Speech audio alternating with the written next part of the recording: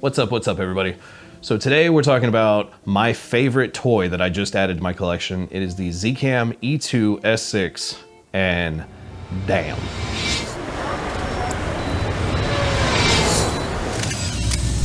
So where to begin with this camera? Okay, I got this thing about a month and a half ago, and I remember before I bought it, I stayed, you know, I was hunting eBay, I was hunting Facebook Marketplace. I was just like, look, I want this camera.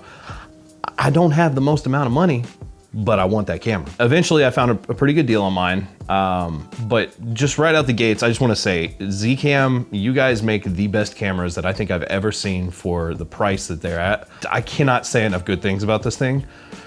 But to be clear, I am not sponsored by Zcam. They did not send me anything. I bought this camera of my own free will. You know, it's not like they had a gun to my head or anything like that. They have no idea that I'm making this video. But I really wanted to share with you guys kind of where I'm going with my film stuff and what I'm using, because I feel like I just made a video recently talking about my R6 and how that camera saved my life. And it is absolutely still just as important to me as it was when I made that video.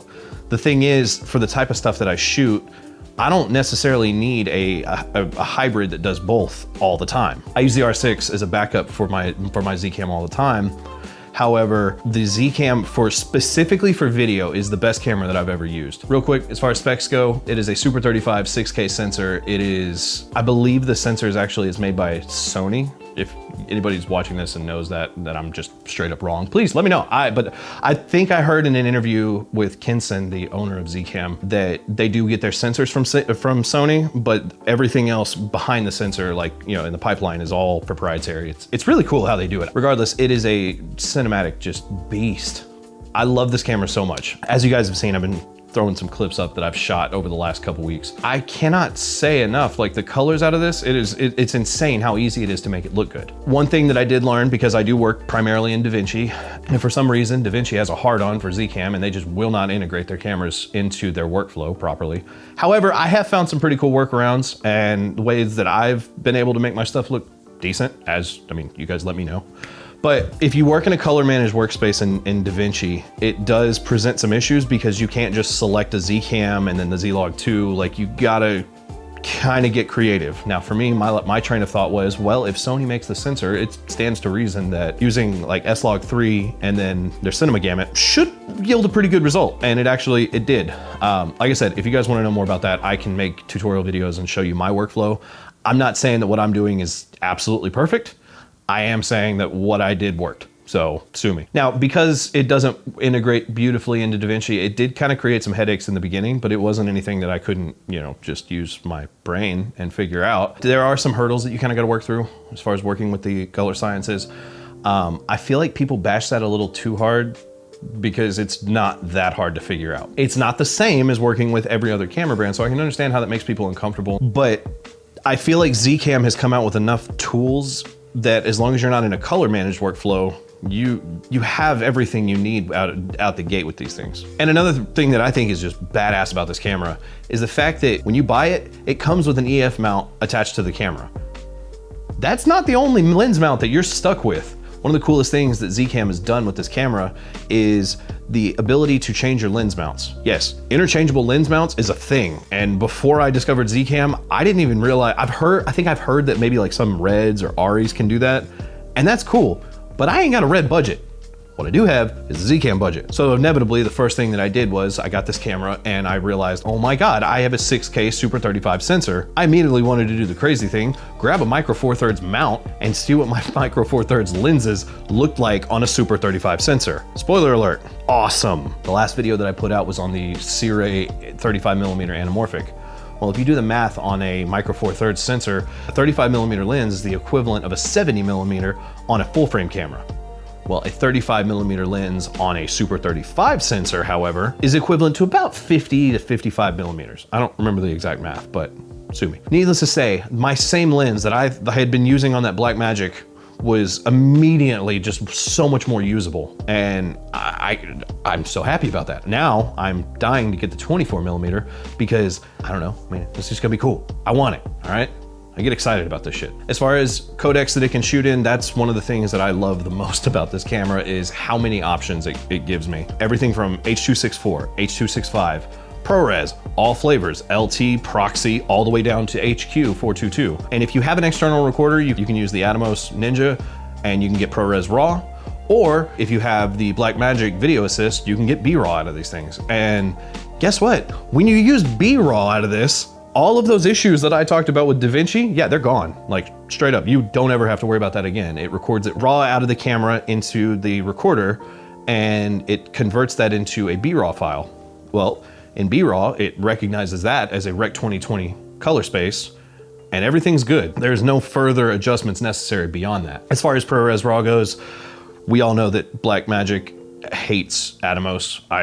Again, that's one of their weird competitions, and I'm sure there's a whole story there that I don't know, but they do not work well with ProRes RAW because they know Atomos is the main recorder of that. They are not integrating it into their software. So you're basically shit out of luck there. That being said, there are workarounds. If you do have an Atomos, you can convert those files to Cinema DNG and they play just fine. I haven't personally done that, but I've heard that there's literally no difference between Cinema DNG and ProRes RAW quality-wise. Ultimately, at the end of the day though, with RAW files, unless you're grading for a movie, it's kind of unnecessary. You're not pushing the colors far enough to really fully need that 12-bit, but I mean, if you're like me, you just like having it to begin with. Now, anybody who owns a Zcam knows that there's another codec that it shoots in that I have not talked about. I don't want to really talk about it a whole lot because they call it Z-RAW. I have read that it is basically a H.265 wrapped in another program. I don't understand it fully. People say it's 10-bit, people say it's 12-bit. I know it used to be 12-bit. I don't know about now. I don't have a whole lot of experience with it. I'm not going to talk about it. I will say that of all the people that I've spoken with about Zcam, I think I know one person who likes using it. So do with that information what you want. Now, just like it has a bunch of codecs that it can record in, it has a bunch of frame rates as well. And depending on the codec that you're in will determine which frame rates you have available to you. For example, if you're in 6K, you don't have the ability to do 120 frames per second. It'd be really nice, but we can't. In 6K, I believe you're limited to 48 frames per second. I think that goes all the way up to ProRes 422. I'm not positive, haven't really tried it, but I know that 6K, the max frame rate that you're gonna get out of it is 48 unless you go to 241, in which case I think you get 50. I know that when you drop down into the lower resolutions, that's when you get access to the higher frame rates.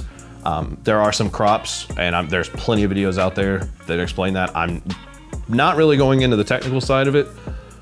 However, I will say that this camera gets really technical really fast, and that's both a pro and a con for me. Which segues perfectly into that actually. No review is complete without some cons. I'll be honest, I don't have many things I don't like about this camera. However, there are a few.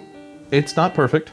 First off, the screen that's built into a Zcam it's about that big, okay? So inevitably you have to run an external monitor. Now with a cinema rig, that's okay. Most people I expect are at least planning on kitting it out at least a little bit, and it works great for that. What I found in the beginning was, first off, the ability to use my iPhone to control the camera, awesome. But then I started taking it into bars where they have neon signs and things like that, and you realize really quickly that if you don't have an iPhone connected to your camera, you're gonna lose signal. And I had one bar that I walked into that I straight up could not shoot in. Now, since then, I have just plugged an HDMI cable into my external monitor. I'm ready to go. I don't have that problem anymore. But when I was first testing this camera out, it definitely gave me a lot of shit. And I would find in weird places that really had no, I guess, it wasn't obvious that they would have interference.